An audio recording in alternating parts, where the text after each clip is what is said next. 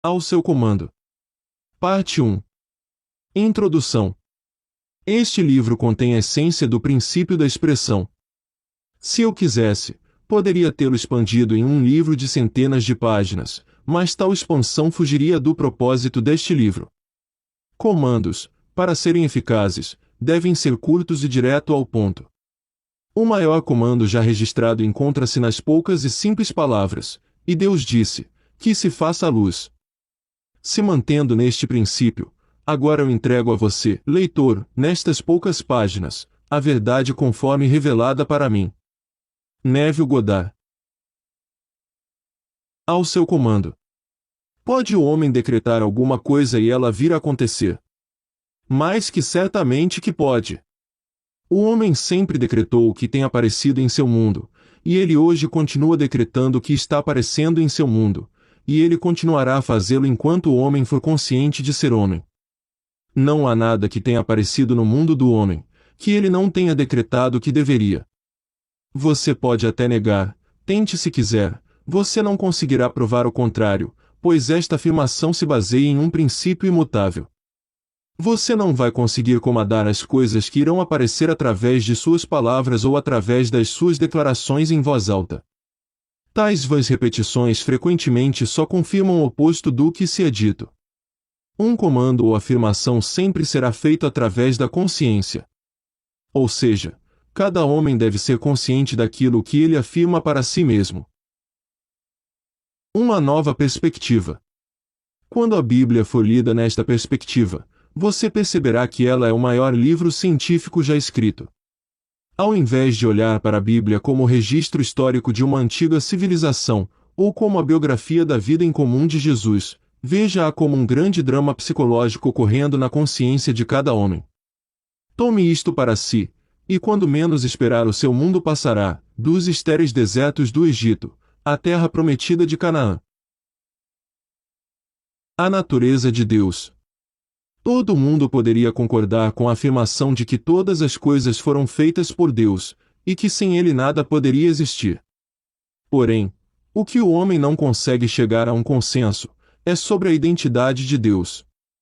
Todas as igrejas e sacerdócios do mundo discordam quanto à verdadeira identidade e à natureza de Deus. A Bíblia prova, sem sombra de dúvida, que Moisés e os profetas estavam 100% em concordância quanto à identidade e à natureza de Deus. A vida e ensinamentos de Jesus também se seguiram de acordo com as conclusões dos profetas antigos. Moisés descobriu que a natureza de Deus está na consciência do ser humano, ao ouvir estas palavras, muito pouco compreendidas, e disse Deus a Moisés: "Eu sou o que sou." E disse mais: "Assim dirás aos filhos de Israel: Eu sou me enviou a vós." Êxodo 3, versículo 4.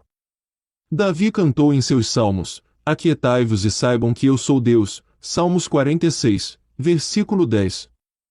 Isaías declarou: "Eu sou o Senhor, e não há ninguém acima de mim. Não há nenhum Deus ao meu lado. Eu te cingirei, ainda que tu não me conheças. Eu formei a luz e criei a escuridão, eu fiz a paz e criei o mal, eu, o Senhor, faço todas as coisas." Isaías 45, versículos 5 e 7.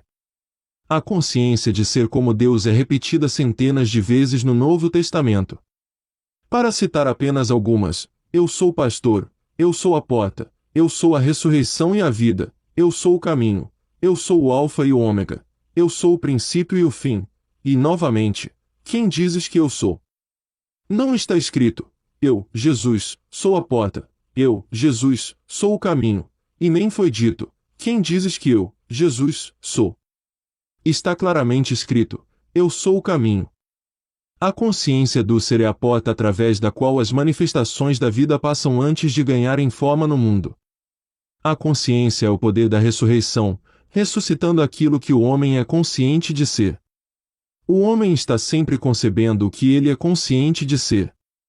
Esta é a verdade que liberta o homem, pois é o próprio homem que sempre se aprisiona ou sempre se liberta. Eu e meu Pai somos um. Se você, leitor, desistir de todas as suas crenças antigas, de um Deus separado de você, e proclamar a Deus como a essência da sua consciência, como Jesus e os profetas fizeram, você irá transformar o seu mundo com a percepção de que, eu e meu Pai somos um. Estas afirmações, eu e meu Pai somos um, João 10, versículo 31, e meu Pai é maior do que eu, João 14, versículo 28, parecem ser controversas, mas, se interpretadas tendo em conta o que acabamos de dizer, no que se diz respeito à identidade de Deus, você vai notar que elas são completamente esclarecedoras. A consciência, sendo Deus, é como o Pai. Aquilo que você é consciente de ser, é o Filho, dando testemunho de seu Pai. É assim com o indivíduo e as suas concepções. O indivíduo sempre é maior que as suas concepções, no entanto, ele sempre será um só com elas. Por exemplo, antes de você ser consciente de ser humano, você, primeiro, tem que ser consciente de apenas ser, de existir. Depois, em seguida, você se torna consciente de ser homem, ou ser mulher. E você ainda continua, como indivíduo, acima de suas concepções, sendo humano, sendo homem ou sendo mulher, somando ainda todas as outras concepções que você tem de si mesmo. Jesus descobriu esta verdade gloriosa, declarando-se, ser um com Deus, não um Deus que o homem tenha moldado, pois ele nunca reconheceu tal Deus. Ele disse, se qualquer homem algum dia vier dizendo, procure aqui, ou procure ali, não acredite nele, pois o reino de Deus está dentro de você. O céu está dentro de você. Portanto, quando foi registrado que ele ascendeu até seu Pai, foi dizendo que ele ascendeu em consciência, ao ponto onde ele se tornou apenas consciente de ser, transcendendo, assim, as limitações de sua presente concepção de si mesmo, chamada Jesus. Seja aquilo que você deseja ser. Quando se é consciente de apenas ser, todas as coisas são possíveis, ele disse, tudo o que determinardes realizar, dará certo. Jó 22, versículo 28. Esta deve ser a sua determinação, elevar a sua consciência à naturalidade de ser aquilo que você deseja ser. Como ele expressou, eu, se me erguer sobre a terra, atrairei todas as pessoas até mim. João 12, versículo 32. Se eu erguer minha consciência à naturalidade daquilo que eu desejo, atrairei a manifestação do que desejo para mim. Pois, ele afirma, nenhum homem vem a mim sem que o Pai, dentro de mim, o tenha chamado, e eu e meu Pai somos um. Portanto, a consciência é o Pai que está atraindo as manifestações da vida até você. Você está, neste momento, atraindo para si e para o seu mundo tudo aquilo que você está consciente de ser neste momento. Agora você sabe o que se quis dizer com você precisa nascer de novo. João 3, versículo 7. Se você estiver insatisfeito com sua situação atual na vida, a única maneira de mudar isso é tirar a sua atenção das causas que parecem reais para você, e desenvolver a sua consciência de ser aquilo que você deseja ser. Você não pode servir a dois senhores, portanto, para tirar o seu foco de um estado de consciência e direcioná-lo para outro, é o mesmo que morrer para um e viver para o outro. A pergunta, quem dizes que eu sou o Lucas 9, versículo 20, não foi feita por um homem chamado Jesus, a um homem chamado Pedro. Esta é a eterna pergunta, que é feita pela sua verdadeira essência, ao seu ego.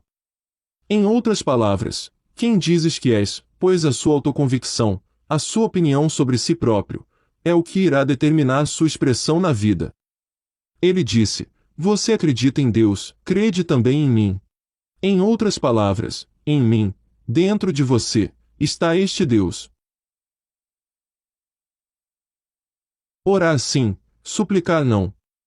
Para orar, então, reconheça-se como sendo aquilo que você deseja agora, ao invés de ter que aceitar ficar pedindo, a um Deus que não existe, pelas coisas que você deseja. Agora você consegue entender por que milhões de orações não são atendidas. Os homens oram a um Deus que não existe. Por exemplo, ser consciente de ser pobre, ao rezar a Deus para ter riquezas, lhe trará a recompensa daquilo que você está consciente de ser, que é pobreza. As orações para serem bem-sucedidas devem ser declarações, ao invés de súplicas. Então, se você quer rezar por riquezas, mude a imagem de pobreza, ignorando as evidências dos seus sentidos e assumindo a natureza de ser rico. Nos foi dito, quando você orar, vá para dentro, em segredo, e feche a porta. Pois aquilo que o teu pai ver em segredo, te será dado abertamente em recompensa. Mateus 6, versículo 6. E aqui, nós identificamos o pai como sendo a consciência de ser. Eu sou o caminho. Também identificamos a porta como sendo a consciência do ser. Então, fechar a porta significa desligar-se do que eu estou consciente de ser agora, e então declarar ser o que eu desejo ser. A partir do momento em que a minha reivindicação for estabelecida, ao ponto de se tornar uma convicção, eu começo a atrair para mim as evidências daquilo que é afirmado. Não se questione como as coisas vão acontecer, pois nenhum homem sabe disso. Ou seja, ninguém sabe de que maneira as coisas desejadas irão aparecer. A consciência é o caminho, ou a porta, através da qual as coisas aparecem. Ele disse, eu sou o caminho, e não, eu, José da Silva, sou o caminho. Mas eu sou, a consciência de ser, o caminho através do qual tudo tem que passar. Os sinais sempre sucedem, eles nunca precedem. Nada que esteja fora da sua consciência existe em seu mundo. Portanto, obtenha primeiro a consciência, e as coisas serão compelidas a existir. Foi dito a você, buscai primeiro o reino dos céus, e todas as coisas vos serão acrescentadas. Consiga primeiro a consciência das coisas que você está procurando e deixe que elas se desenvolvam naturalmente. Isto é o que se entende por tudo que determinardes realizar, dará certo. Assim é.